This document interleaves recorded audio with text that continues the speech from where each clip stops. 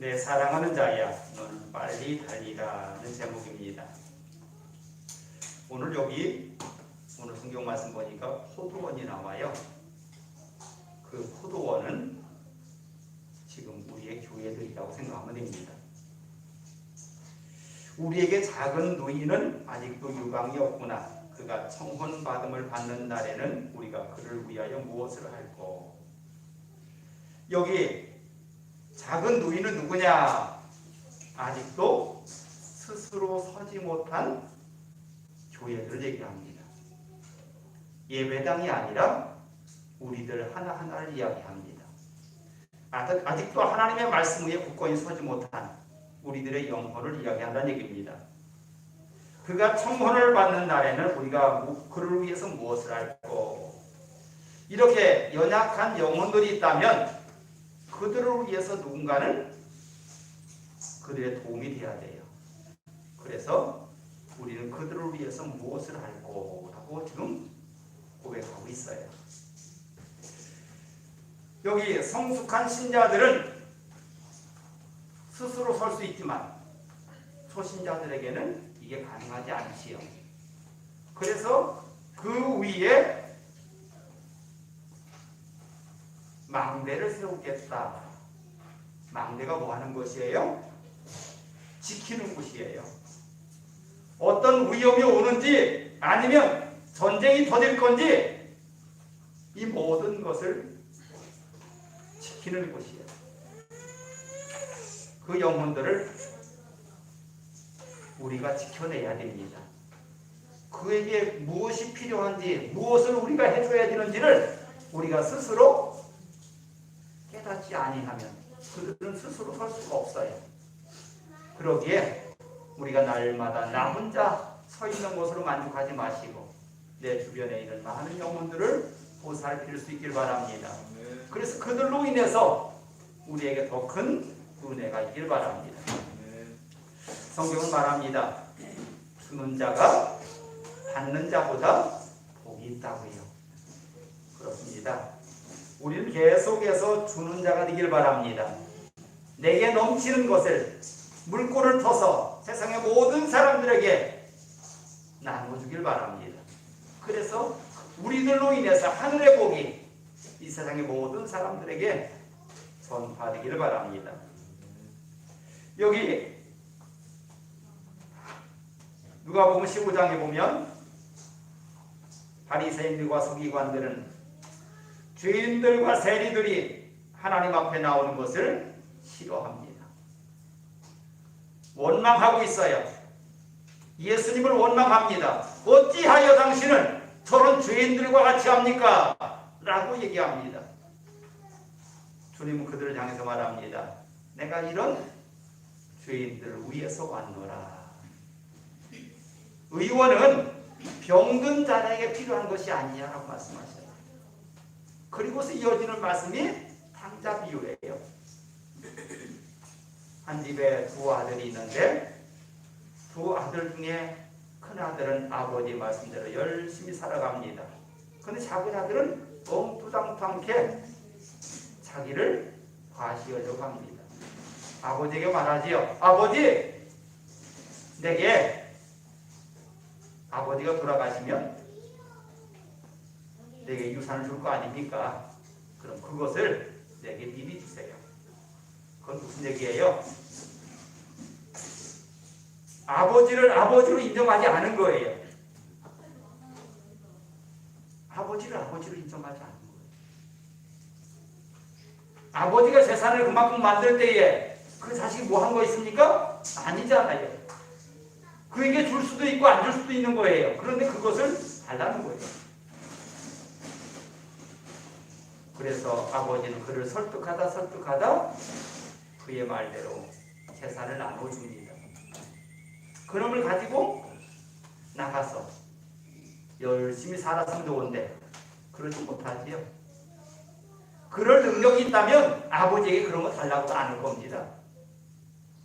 그가 나가서 탕진하고 마지막에 이렇게 고백합니다. 아버지 밑에는 많은 종들이 있는데 그들은 거기서 굶어 죽지는 않지 않느냐. 나는 여기서 굶어 죽게 되었다라고 고백합니다. 그리고서 아버지께로 오기를 결정합니다. 뭐라고요? 나는 이제 아버지의 아들이 아니라 품꾼으로 나를 써달라. 그러면 내가 죽지 않겠다. 그가 마을 어귀에 들어올 때 아버지는 그 거지가 당신의 아들인 것을 알아요. 아버지는 그 재산을 나누어줄 때 이미 그의 미래를 알고 계셨어요. 그러기에 거지가 하나 동네 앞에 나타났는데 그 거지가 당신의 아들인 것을 알고 쫓아가서 그를 맞이합니다. 그가 집에 왔을 때 하인들에게 말합니다. 여봐라! 저에게 신발을 신기고 새 옷을 입히고 가락지를 끼우고 송아지를 잡아서 잔치를 배설해라. 온 동네 사람들이 모여서 잔치를 하는데 큰아들이 저녁때가 되어서 집에 왔습니다. 오다 보니까 집이 시끌벅적합니다. 그 모습을 보던 그 아들은 하는 말, 어찌하여 아버지는 아버지의 재산을 탕진한 저 아이를 위해서 이렇게 좋은 옷을 입히고 가락지를 끼우고 소를 잡아서 잔치를 합니까? 맞지 않습니다. 원망하는 그 아들을 향해서 말합니다. 죽었다가 다시 돌아온 네 동생 아니냐. 죽었다가 돌아온 네 동생 아니냐.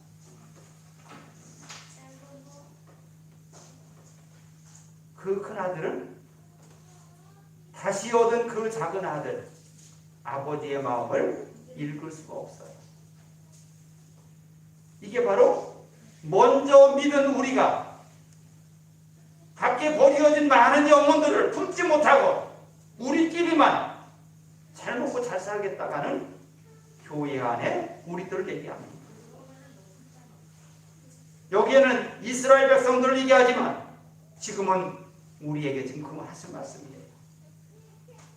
저 밖에 있는 그 영혼들, 불쌍한 영혼들을 너희들이 바라만 보고 있을 것이냐.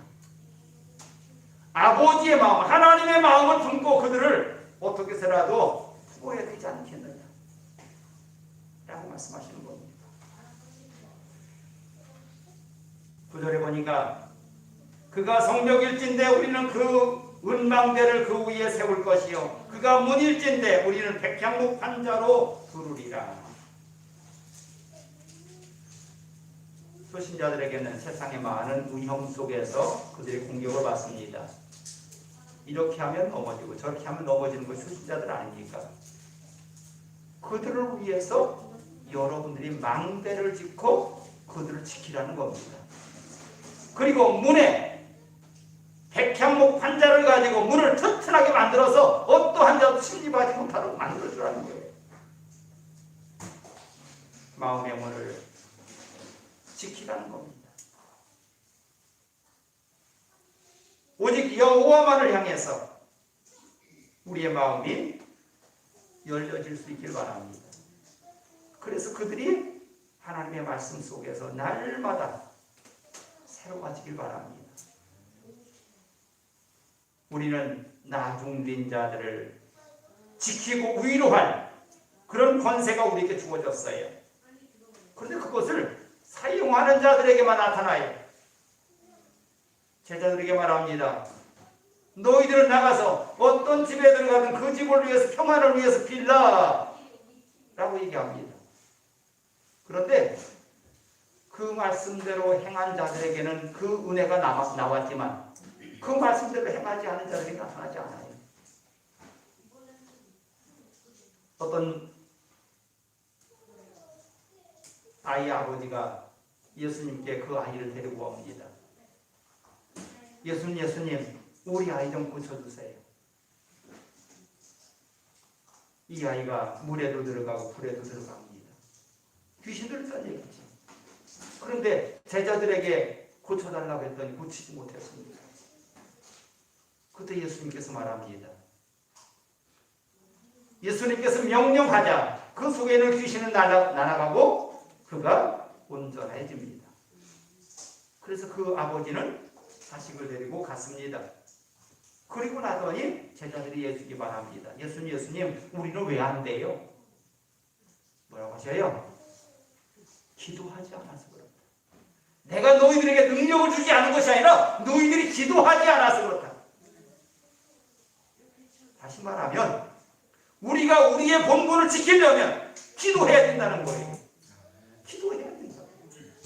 깨어서 기도하지 않으면 하나님이 준 것도 쓰지 못해.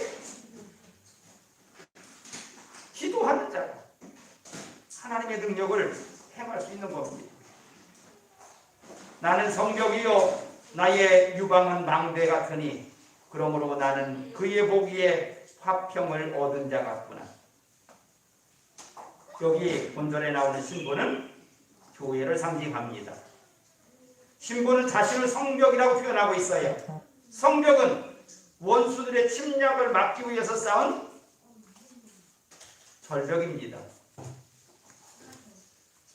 여기 성벽 위에 세워진 교회는 견고한 교회를 얘기합니다.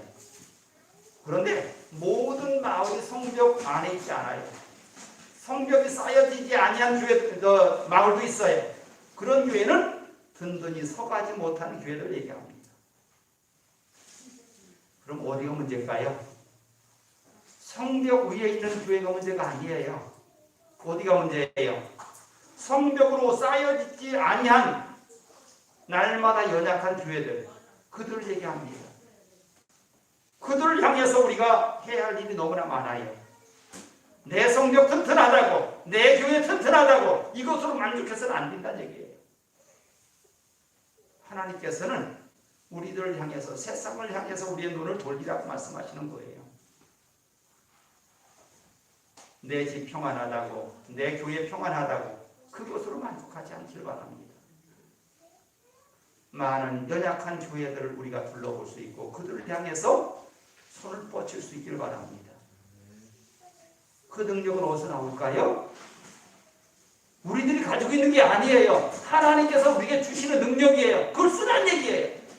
손을 내밀라는 거예요. 이스라엘 백성들이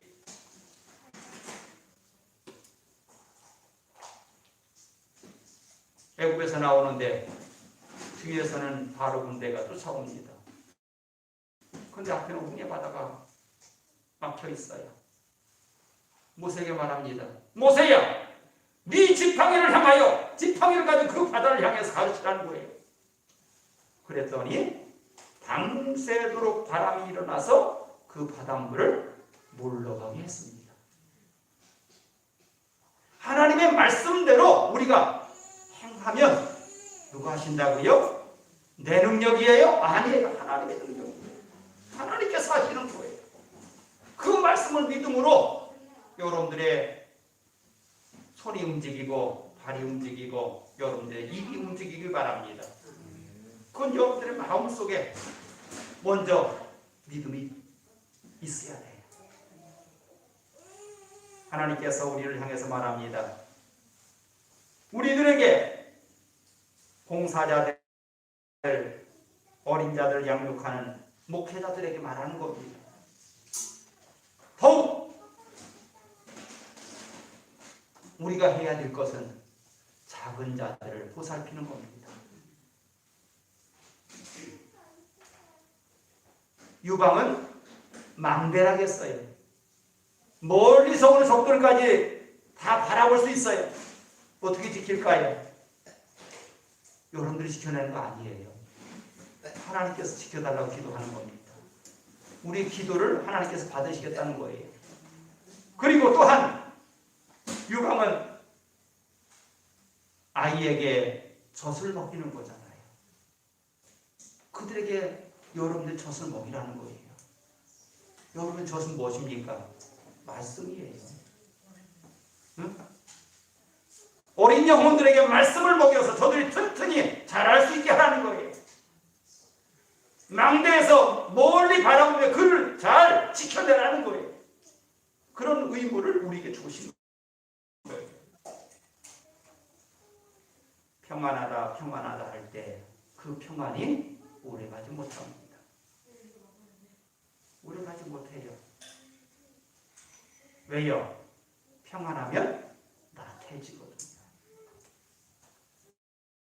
고난이 찾아오면 우리는 열심히 기도합니다. 근데 고난이 물러가고 나면 기도가 식어요. 우리의 모든 고난은 하나님을 향한 우리의 깨달음이에요. 하나님을 향해서 기도하라는 겁니다.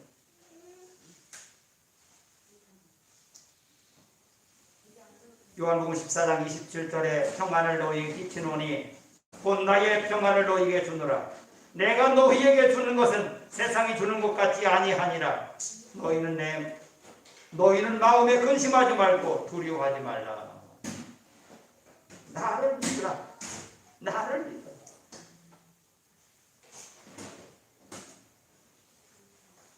솔로몬이 바알몬에 포도원이 있어 지키는 자들에게 맡겨두고 그들 각기 그 실과를 인하여 은 1천을 바치게 하는구나.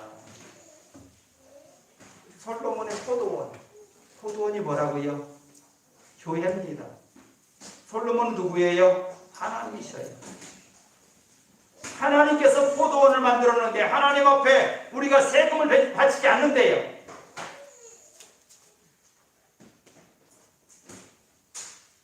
여기 세가 얼마냐?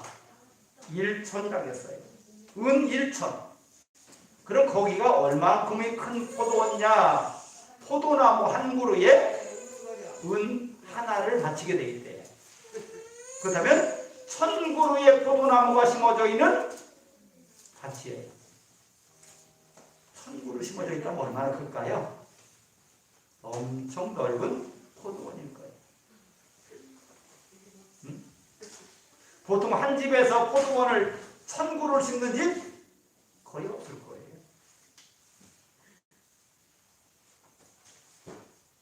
근데 그 포도원을 세를 맡겼대요. 그 포도원이 뭐예요? 우리 교회입니다. 그러면 하나님께서 바라시는 건 뭡니까? 헌금입니까? 아니에요. 우리의 마음을 달라는 거예요. 하나님께서 우리의 헌금을 요구합니까? 아니에요. 너희들 마음이 하나님께로 향하고 있느냐는 거예요.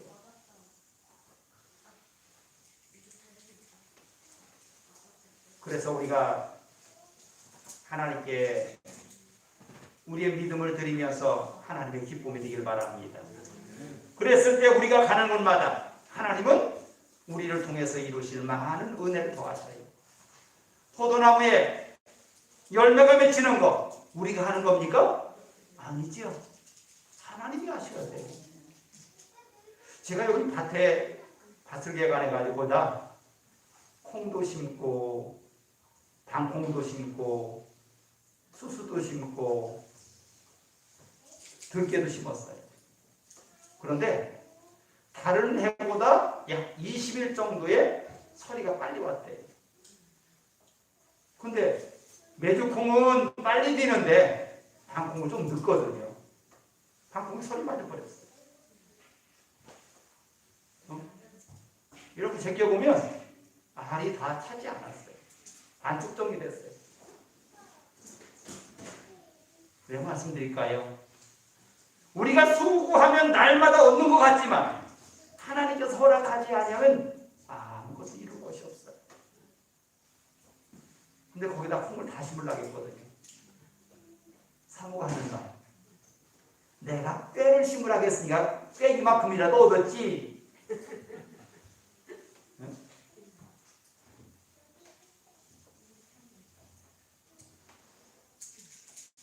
하나님께서 허락하지 않으면 우리의 수고한 것, 농사일만이 아니고 세상의 모든 우리가 수고하는 모든 것을 거두게 하시는 분은 하나님이시라고 성경에 말씀하고 있잖아요. 그러게 우리는 이렇게 해야 돼요. 하나님, 여기 심었어요. 하나님 영광 받아주세요. 그 모든 영광을 누구에게? 하나님께 돌려야 돼요. 그 모든 영광.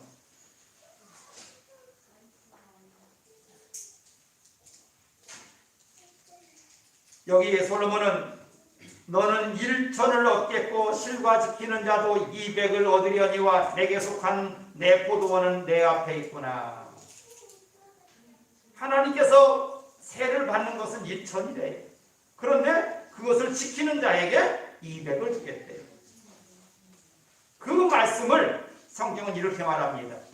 사도 바울은 고린도전서 3장 8절에 심는 이와 물 주는 이가 일반이나 각각 자기의 일한 대로 자기 상을 받으리라.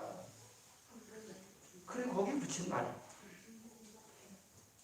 너희들이 수고했으나 그것을 잘하게 하시는 이는 하나님이시다. 농부들이 수고를 하나 그것을 잘하게 하고 열매를 맺게 하시는 분은 누구시라고요? 하나님이시라고요.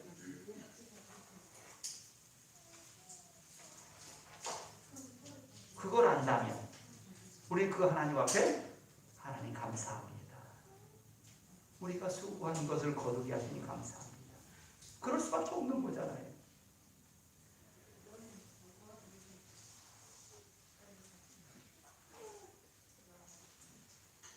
너 동산에 거하는 자야, 동무들이 네 소리에 귀를 기울이니 나로 듣게 하려무나. 너 동산에 거하는 자야. 이것은 신랑이 말하는 거예요. 신부를 동산에 거하는 자라고 표현하고 있어요. 다시 말하면 교회 안에 있대요. 다시 말하면 성벽 안에 있대요. 여러분, 어떤 자를 향해서든지 여러분들이 성전 안에 있는 자들을 위해서 기도할 수 있게 바랍니다. 그래서 그들이 여러분들의 기도로 날마다 안전해지길 바랍니다. 교회 안에 들어오면 안전한 것이지만 더 안전하려면 여러분들의 기도가 필요한 거예요. 우리의 영혼이 날마다 잘 되는 것은 내가 잘나서 잘 된 것이 아니라 나를 위해서 많은 영혼들이 기도할 때에 온전해지는 거예요. 그러기에 우리는 내가 온전한 것을 느낄 때에 우리는 하나님을 향해서 감사하고 또한 나로 위해서 기도하는 분들에게 감사해야 돼요. 그것을 성경에서는 빚진 자다라고 바울은 얘기합니다. 나는 세상의 모든 사람들을 위해서 사람들에게 빚진 자다. 그 빚진 자의 마음으로 우리는 살라는 얘기예요. 여러분들이 새해가 되면 저에게 기도 제목을 써줍니다. 그 기도 제목을 가지고 날마다 새벽마다 읽어갑니다. 여러분, 여러분들이 저에게 빚진 자의 마음으로 기도한다면, 예배한다면 얼마나 좋을까요? 여러분들이 저에게 기도 제목을 써줬고 저는 그 기도 제목을 가지고 기도하잖아요. 그럼 여러분들이 저에게 빚진 자의 마음을 가져야 되는 거죠. 그렇다면 더욱 예배에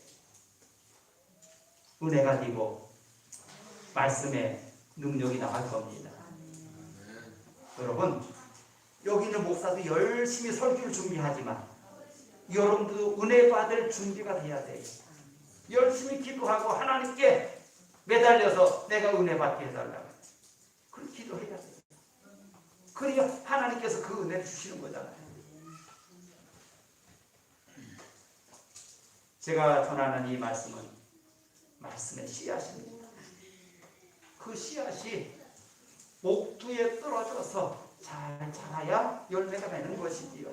길가에 떨어지든 아니면 가시밭에 떨어지든 토착밭에 떨어진다면 열매가 없는 거예요. 그 말씀이 여러분의 옥토가 될 때에 그 옥토에 떨어져서 열매가 되는 거지 않습니까? 여러분의 마음을 날마다 일구기 바랍니다. 일구는 방법은 딱 두 가지예요. 첫째는 말씀으로 일구고요. 두 번째는 기도로 일구는 거예요. 날마다 깨어서 기도하며 말씀을 가까이 할 때 우리는 이 말씀이 갈급해지는 거예요.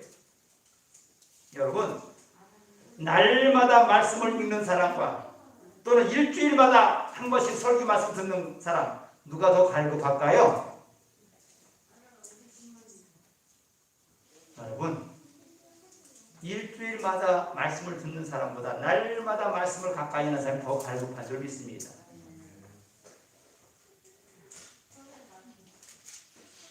어떤 사람은 그래요. 나는 일주일마다 가서 하나님 앞에 은혜 많이 받아. 그게 전부가 아니에요. 우리 모든 삶 속에 날마다 우리가 말씀을 간구할 때에 그 말씀이 내게 은혜가 되고 내게 능력이 되는 겁니다. 하나님께서 우리를 향해서 말합니다. 내가 너희를 택하여 세상에서 너희를 건져냈다고요. 근데 건져낸 그분께서 우리를 향해서 말합니다. 내가 너로 인하여 기뻐하노라. 내가 건진받은 그것으로 인해서 하나님께서 기뻐하신대요. 그럼 우리 속에 무엇이 있기에 하나님 기뻐하시는 걸까? 하나님이 주신 성령을 품을 때에 하나님이 나로 인해서 기뻐하시는 겁니다. 여기 성경에는 그런 자들을 주를 경외하는 자들, 천사를 부리는 자들이라고 되어 있어요. 천사를 부린다고. 여러분, 천사는 우리보다 훨씬 더 능력이 있습니다. 그런데 하나님께서 볼 때는 우리는 하나님의 자녀가 되는 거고 그 천사는 종이 되는 거예요. 그래서 그 천사들이 우리를 위해서 일하는 거예요.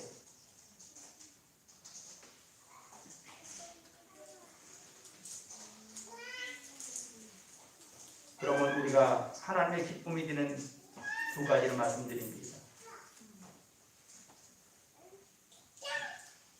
믿음 있는 것을 보시고 기뻐하십니다. 우리의 믿음을 보시고 기뻐하신대요. 우리 속에 믿음이 있는 것을 보고 기뻐하신대요. 두 번째는 우리의 삶을 보고 기뻐하셔요. 믿음이 있으면 믿음 있는 삶을 사는 거예요. 그러면 우리가 하나님 앞에 믿음 있는 모습을 어떻게 보일까요?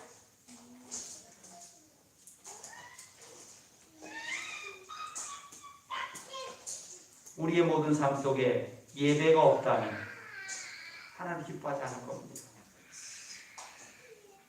내가 날마다 깨어서 기도하지 않는다면 하나님 기뻐하지 않을 거예요.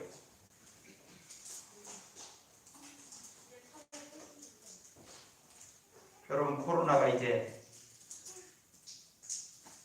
이번 달이면 모든 규제를 풀겠다고 했어요.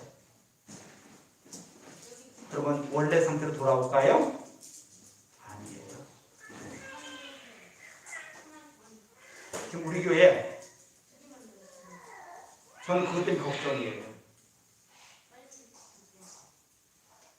주일 예배 30명, 수요 예배 20명 그렇게 드리던 교회예요. 그런데 수요 예배가 저 사모 아들 셋이면 오시는 분이 또 3분. 지난주에 그렇게 예배드렸어요. 6시, 5시, 7이 예배드리고 있어요. 이 모습 하나님께서 볼 때는 얼마나 안타까우실까요? 우리가 예배를 소중히 여기지 않는다면 하나님을 무시한다고 생각하시면 하나님께서 어떻게 할까요? 우리의 모든 삶 속에서 우리가 가장 소중히 여겨야 될 것이 하나님께 드리는 거잖아요. 우리는 그 예배가 우리의 시간을 드리는 거예요. 우리의 물질만 11조 드리면 되는 것이 아니라 나의 모든 삶 속에 10의 1을 구별한다면 우리의 시간도 구별하지 않을까요? 최소한의 시간을 하나님 앞에 드리는 거, 이게 주일 예배라고 생각하셔요? 아니에요.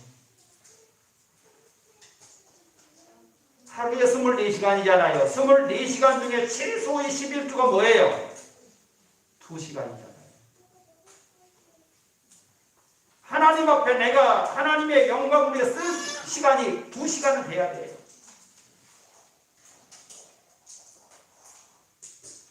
예배를 드린다면 1시간은 드리잖아요. 또 새벽 예배 오시면 또 1시간 동안 기도하고 가시잖아요. 이것이 시간의 11조예요. 저는 그렇게 생각을 했어요. 우리가 날마다 깨어서 기도하면서 하나님 앞에 2시간 이상을 기도할 수 있어야 그게 11조 드리는 거라고.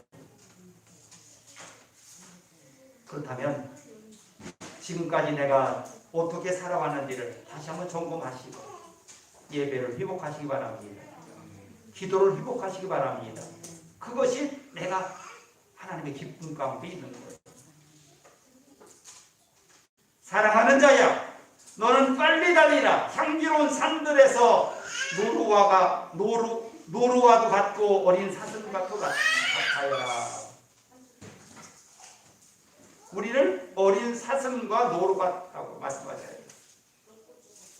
이들은 빨리 달리며 신부가 신랑을 향해서 또는 신랑이 신부를 향해서 열심히 뛰어오는 모습을 얘기합니다. 하나님께서 본다면 우리가 하나님께서 열심히 달려가는 걸 얘기하는 거예요. 하나님은 우리를 상대평가하지 않으셔요. 상대평가는 뭐예요? 여기 20사람이라면 20사람이 열땅 해가지고 출발해서 막 달려가면 1등, 2등, 3등 이거 구별하지 않는다고요. 뭘 구별할까요? 네가 이제 나를 향해서 열심히 달려오고 있구나. 나를 향해서 열심히 달려오고 있구나. 이전과는 다르구나. 네 마음이 달라졌구나. 이걸 보신다고요.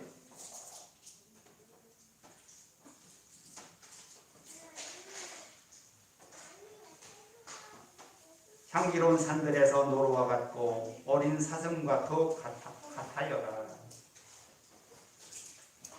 하나님을 사랑한다면 그 하나님을 향해서 열심히 뛰길 바랍니다.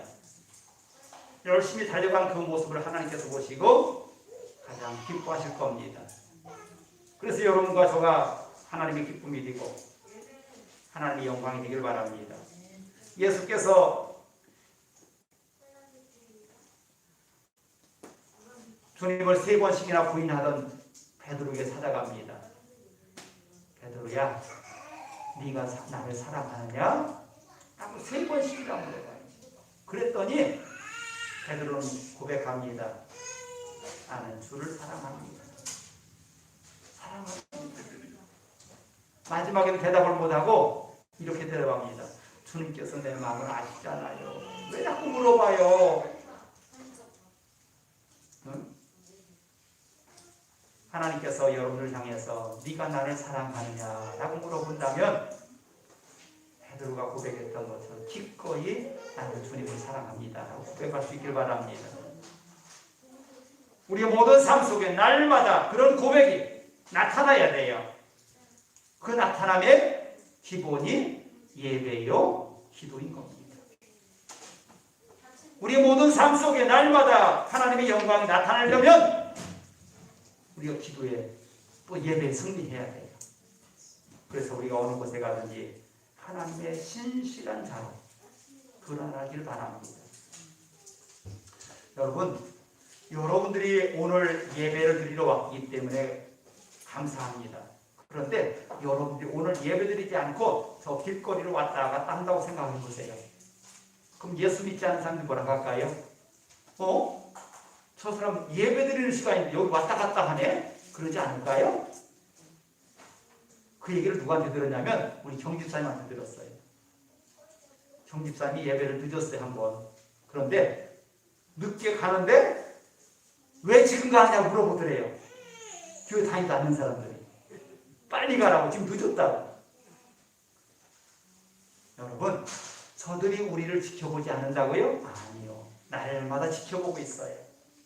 그래서 우리가 하나님 앞에 온전해진 모습을 저들 앞에 나타낼 때에 저들 또한 그 속에서 은혜를 누리는 겁니다.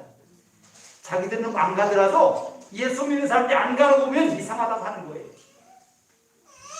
우리의 모든 삶 속에 날마다 예배와 기도로 승리하는 저와 여러분이 다 되길 바랍니다. 기도하겠습니다. 하나님, 우리는 다시 오실 주님을 기대하며 그 주님을 소망합니다. 주님께서 속히 오셔야 하겠지만 아직도 우리가 감당하지 못한 것이 있기에 망설여집니다.